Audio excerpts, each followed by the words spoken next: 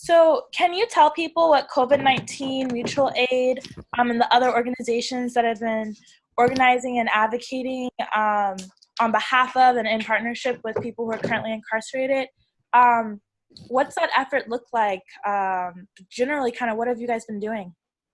Yeah, so COVID-19 Mutual Aide Seattle is a group of community organizers, folks that work for different nonprofit organizations, and also some partnerships with folks that work with other more institutional groups, have been partnering in a lot of ways. So I'll give you just a little bit of the breadth of our work, which is horizontal mutual aid. There is a very strong advocacy component, and then a lot of work around supporting workers and figuring out, especially for workers within the gig economy or essential workers, how can we be advocating for them to have the safety as well as the income that they need? And all of those areas incorporate a lot of different work and advocacy. One of the areas we're focusing on deeply is Department of Corrections, as well as city and county level jails and courts, and advocating for changes, not just in running courts at all, because we know it's dangerous, and during a time of social distancing, we really shouldn't be asking people to come to court, especially given that most people who would be required to come to court likely would have to take public transportation. They'd be in a room with folks very close quarters, and that's dangerous for everybody. But also knowing that our loved ones that are incarcerated, whether that's the King County Jail, the Regional Justice Center, or in prison in the Department of Corrections, or also in immigration detention in the Northwest Detention Center, are at a highly increased risk of contracting COVID-19, just because jails and prisons are not built for people to be able to keep themselves safe, to be, completely sanitary, for folks to be able to wash their hands, have hand sanitizer,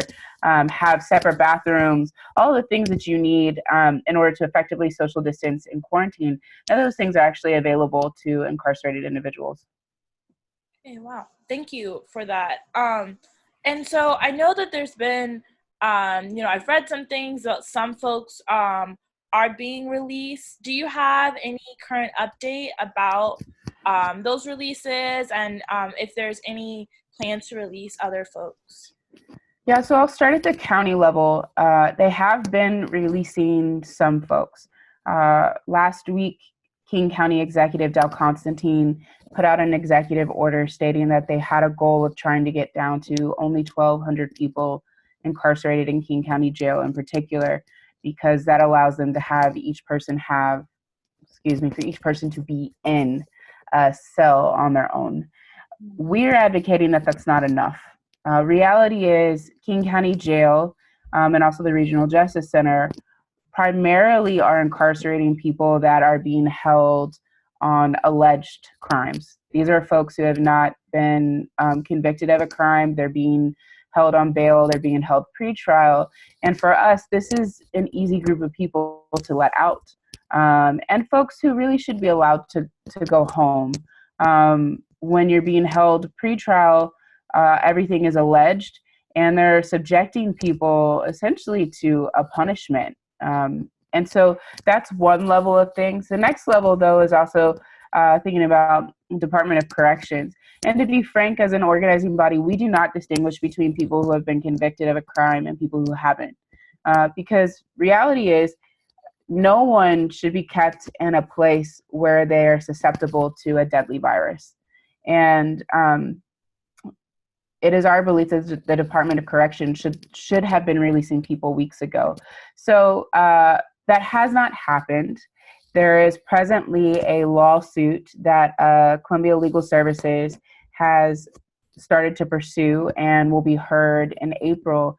And the goal of this suit is to get the courts to require the governor to start telling Department of Corrections that they have to furlough people. And some of the folks that this suit asks to be released are folks over the age of 50, because folks over the age of 50 are just at a higher risk of contracting COVID-19. Folks who have immunocompromised systems should be released. People who have less than 18 months on their sentence should be released. And also folks who are up for clemency. And I think there's over 20 people who have been recommended by the clemency board to be released by the governor. The governor just has not signed those orders yet. And so DOC today announced that they have no confirmed cases of COVID, which for many of us who are organizers, we actually don't trust this or believe it. We have heard lots of things from people on the ends. You asked me earlier about our partnerships of organizing with incarcerated folks, and many of them are calling us. They are sending letters. They are telling us that they're being held in quarantine, that they're on 23-1. 23-1 is essentially being put in the hole. It's essentially solitary confinement. They're telling us that they're not receiving appropriate cleaning products, that none of the guards, the COs, the corrections officers, none of them are wearing masks or even respecting social distancing themselves. But if they, as incarcerated folks, don't follow the rules, they get even harsher treatment, right? They're essentially being punished for living through a pandemic. And so they've also told us that there have been people in the cells where they live or on the blocks where people have had extreme fevers, extreme temperatures, and they've been removed from that space, but no one is telling them what happened to them or why they were sick or whether or not it was COVID-19. And so a lot of the folks on the ends do believe that they're being exposed to it, whether that's by folks that they live around in a situation that have it, or corrections officers coming in, which that's another thing is, King County Jail, Regional Justice Center, even DOC are saying they're taking temperatures of COs before they come in. They're asking people if they have any symptoms. But we've had, to my knowledge, 2 confirmed cases of corrections officers at King County Jail having COVID-19, but being asymptomatic. So I feel like something that they're grossly overlooking is the reality that people could be bringing it into facilities and have absolutely no idea that they are, and then end up spreading it to folks that are vulnerable. You're already vulnerable when you're incarcerated, but people who are vulnerable for other reasons, whether that's age or they're immunocompromised, and putting those people's lives at risk. They're literally giving them a possible death sentence. And so we've been working alongside legal advocates, community organizers, incarcerated folks, to really be trying to push the government to have to start releasing people. Kind of a little bit off track of the questions I sent, but so when someone is sick and they're incarcerated, what are their rights in terms of medical care? Like, there's a certain level of symptoms they have to have before they're hospitalized? Do they get hospitalization?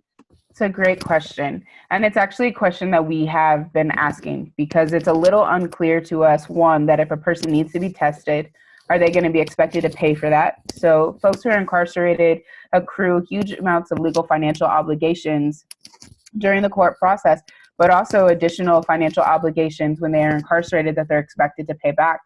And a question we're asking is, when people at least are tested, is that something that our folks incarcerated going to be expected to pay those copays? The second thing we're asking is what health care is available to them. We know that in quote unquote normal times, it is very hard for incarcerated individuals to get appropriate health care when we're not facing a global pandemic with a deadly virus, right? So we're even more terrified for incarcerated folks that they won't receive care at all if in time. The other thing to take into consideration, especially when it comes to Department of Corrections and prisons, is many prisons are located in rural areas. And we already see the healthcare infrastructure in King County struggling to keep up with the number of cases. It is a terrifying prospect to consider that COVID-19 gets into a prison, and the way in which that would very much burden even a rural healthcare area, and what that means for the rest of the state. Those folks would eventually have to come to King County hospitals or to King County area to receive appropriate care, because rural healthcare structures just do not have the ability to even serve all of the non-incarcerated community members, let alone if COVID-19 were to have a major outbreak within DOC. And so part of pushing for people's release, on the one hand, for me as an abolitionist, is I just don't believe people should be incarcerated in cages. From a public health perspective, many public health experts are telling us that an outbreak in prisons would be disastrous. And so they're also suggesting then that one of the best ways to make sure this doesn't happen is to greatly decrease the prison population. And in the United States, 2.2 million people are incarcerated. And Washington State is a huge contributor to that 2.2 million, both from the perspective of jails and prisons, but also detention centers like the Northwest Detention Center, where people facing deportation proceedings are being held and are currently on hunger strike because they're not receiving resources to effectively wash their hands or keep themselves safe, and they're not being told anything. And to be quite frank, folks in the Northwest Detention Center should be released. Thank you for that. So in terms of people who, the people who are being released, that they've said like the 600, I believe it was like around 600 people they're trying to get out of the jails here in King County. Yeah. Do you know what the basis of like who they're releasing is, or is this just like what's the criteria, I guess, or is there a criteria? Yeah, it's a great question, and I can speak broadly to that. I'm not as deeply involved in how they've developed the criteria. What I can say is what I've heard from public defenders is essentially the King County Prosecuting Attorney's Office is going through cases of folks that are being detained and deciding based on those cases who they feel is quote unquote safe enough to release. And some of that has to do with, what are they charged with? Is it a misdemeanor or a felony? Is it violent or non-violent? What is this person's criminal record or their background? And do they have a place to go to? Would be some of the factors that they're thinking through. What it says on the King County website where Executive Constantine's order is basically they're saying, they're trying to restrict the kinds of bookings they do. So both letting folks out, but also stopping the flow of who's coming in, which includes they will not accept people on any misdemeanor charges, excluding misdemeanors for assault or violations of no contact or protection orders, DUIs, sex crimes, or other charges. Things that they believe are present a serious public safety concern. I also know that they have been doing some work around not bringing in folks on certain types of like probation violations. They're trying to change some of what the commitment procedures are for young people and the Youth Detention Center. But the real issue here is that it's moving too slow. When that 600 number came out, the King County Jail was still well above 1,200, right? So 1,200 is the threshold at which each person in that jail is singularly alone in a cell, which is still an incredibly risky amount of people, especially given, corrections officers moving in and out of the facility and between community, trustees moving through the building cleaning, and also King County Jail and the Regional Justice Center are really just disgusting facilities. So part of this is not just getting the criteria in place, it's the speed at which we decide to do this or to make it happen will decide whether or not there is a sizable outbreak.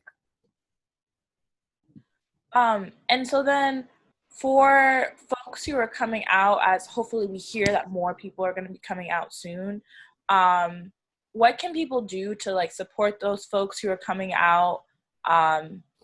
Yeah, it's a great question. I mean, our primary concern for folks being released, whether it's from the Department of Corrections or it's the Department of Adult and Juvenile Detention here in King County, is making sure people have somewhere to go.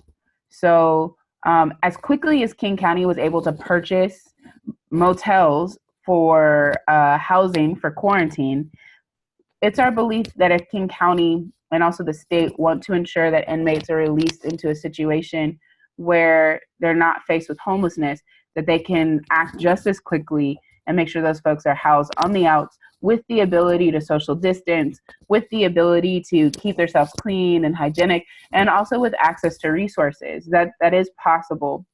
I think the real struggle here is this moment right now is challenging us as people, as humans, to really question what I call is the politics of disposability. The idea that there are some people society is comfortable throwing away. And COVID-19 Mutual Aide Seattle is saying we're not comfortable throwing anyone away. And so part of our demands is also that in addition to release, in conjunction with release, there be a plan for housing. So what I would say to community is if you know an incarcerated individual, if you know someone who might get released, it's actually very important that we help people find places to stay, places to be. Housing is such a huge determiner of how effective a person is when they return to our communities. And we want to see these changes that we're making not just be during this moment of this pandemic, but we want to see smaller and populations of incarcerated people across the board. And part of the way that we sustain that is making sure that when our loved ones come home that they're cared for. And speaking about like change beyond the pandemic and hopefully once the pandemic's over, is there any expectation that once people have been released that they're expected to go back into incarceration, or, you know, are they released? Like what's the system for this? That's a great question. So when it comes to the Department of Corrections, we actually don't know yet because there hasn't been an order put in place for a requirement to release people. And in King County, it's still somewhat unclear. Some of those folks will be expected to return back to court. Some may be expected to return back to jail. What I can say is COVID-19 Mutual Aide Seattle is advocating that, especially for folks who are released with less than 18 months left on their sentence, they should just be released. There should be no expectation that they go back to jail. There should be no expectation that they show back up for court, but they should be released.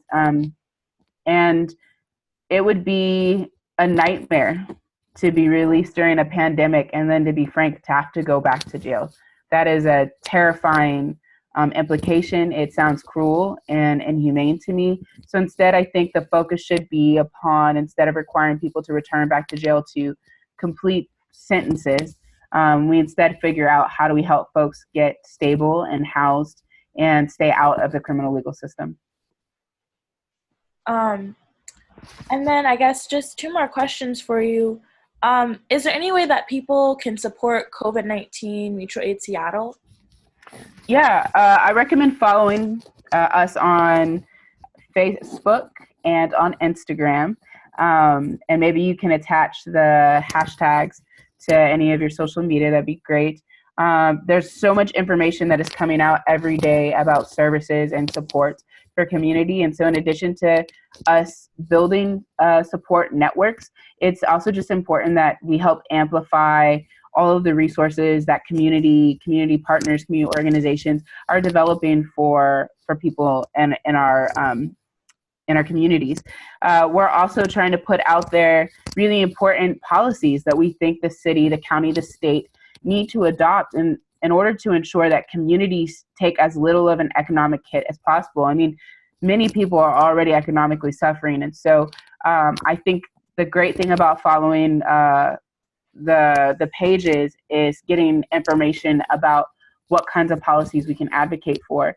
There's also a volunteer form on the Facebook page, and there's a GoFundMe where those funds are being used to support people when it comes to groceries, but also will eventually provide some financial support for community members who, for whatever reason, cannot access government supports. And there are undocumented people in our communities who work very hard, provide a lot of service to our communities, and during this time are not going to be able to access bureaucratic supports, and they're really going to need access to community-based supports.